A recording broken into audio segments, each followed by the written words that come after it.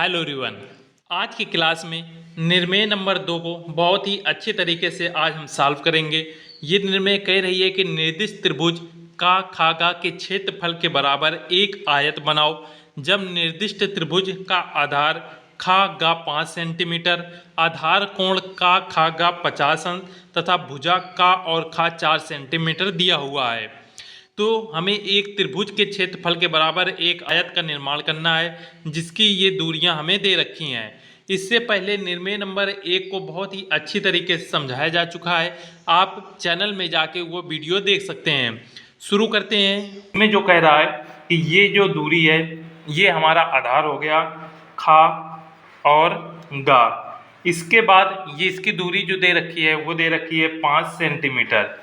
इसके बाद यहाँ से हमें कह रहा है कि ये जो कोण है ये कोण हमारा 50 अंश है और ये बिंदु हो गया कामा। इसके बाद इस बिंदु को इससे मिला देंगे।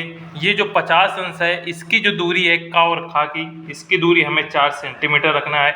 इस प्रकार से हमें एक त्रिभुज बनाना है। त्रिभुज के बाद हमें यहाँ पे कह रहा है कि इसके क्षेत्रफल त्रिभुज के क्षेत्रफल के बराबर एक आयत का निर्माण इस प्रकार से करना है।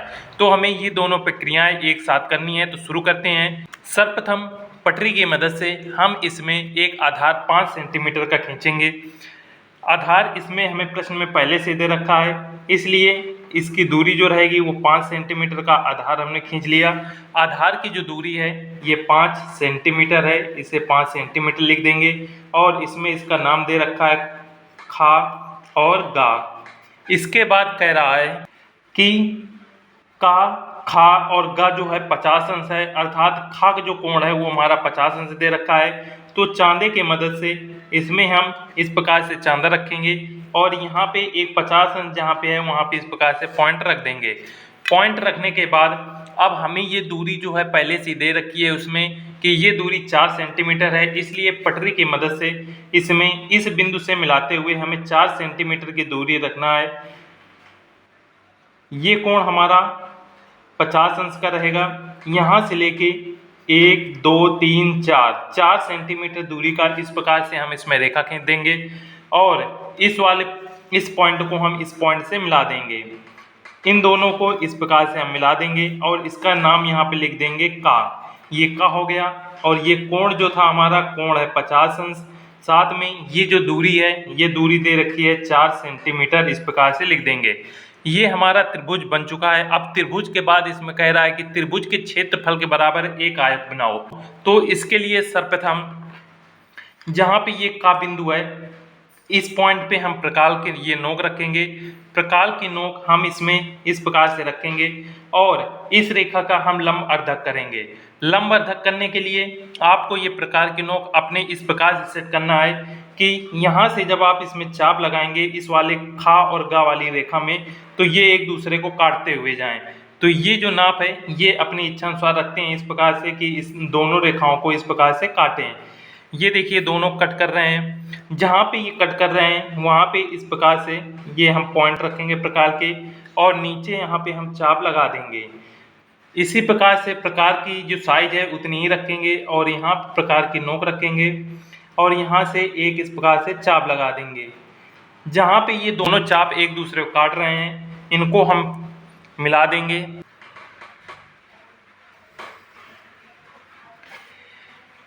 इन दोनों चापों को इस प्रकार से मिला देंगे। ये इसका लंबवर्धक होगा। जहाँ पे ये काट रहा है इसका कुछ यहाँ पे नाम दे देंगे। मान लीजिए इसका नाम हम पा दे देते हैं। ये हमारा पा बिंदु हो गए। अब इसके बाद ये जो हमारी रेखा आई है ये रेखा इसमें हम इस प्रकार से नाप रखेंगे और इस पॉइंट से लेके का पॉइंट तक हम प्रकार को इस प्रकार सेट करेंगे कि ये जो है इस रेखा के आधे से ज़्यादा रहे। तो आप देख सकते हैं का से लेकर ये पा बिंदु तक ये जो हमारी प्रकार का साइज है ये आधे ज़्यादा है। अब इसका हमें जो है समद्विभाजन इस रेखा करना है। तो समद्विभाजन करने के लिए यहाँ इस तरफ हम एक इस प्रकार से चाप लगा देंगे और यही प्रकार के नोक यहीं पे रखेंगे और इस तरफ चाप लगा देंगे। इसके बाद प्रकार की नोक हम यहाँ पे का बिंदु पर रखेंगे और साइज हम उतना ही रखेंगे जितने ये दोनों हमने चाप लगाए हैं। एक चाप इस तरफ लगा देंगे, दूसरा चाप इस तरफ लगा देंगे। ये जहाँ पे दोनों चाप काट रहे हैं इन दोनों को पटरी की सहायता से आपस में मिला देंगे। मिलाने के बाद ये हमारा कार्य हो चुका है। अब हमें रेखाओं को बनाने के लिए हम जो प्रकार है, प्रकार को इस प्रकार से कम करेंगे और यहाँ पे प्रकार की नोक रखेंगे और इसमें एक 90 अंश का यहाँ पे कोण बनाएंगे। तो पहला चाप यहाँ से हम इस प्रकार से इसमें लगा देंगे और दूसरा चाप यहीं से इस प्रकार से लगा देंगे और ऊपर इसको यहाँ पे ऐसे लगाएंगे और इस बिंदु से इस प्रकार से लगा देंगे। इसी प्रकार का कार्य हम इस तरफ करेंगे। इसमें भी हमें 90 अंश का कोण बनाना है, इसलिए यहाँ पे प्रकार की सहायता से पहला चाप लगा दिया, इसके बाद दूसरा। ऊपर भी इसी प्रकार से हम चाप लगाएंगे और इसके इस बिंदु पर रखेंगे और इसमें हम चाप लगा देंगे। चाप लगाने के बाद ये चाप जहाँ पे दोनों काट रहे हैं, इन दोनों को हम इस खा वाले बिंदु से मिला देंगे और इस रेखा को हम इसी ऊपर वाली रेखा ये जो हमारी गई है इसी तक हम बढ़ाएंगे। इसी प्रकार से इस तरफ जहाँ पे ये दोनों पॉइंट काट रहे हैं, इन दोनों को आपस में इस प्रकार से मिला देंगे।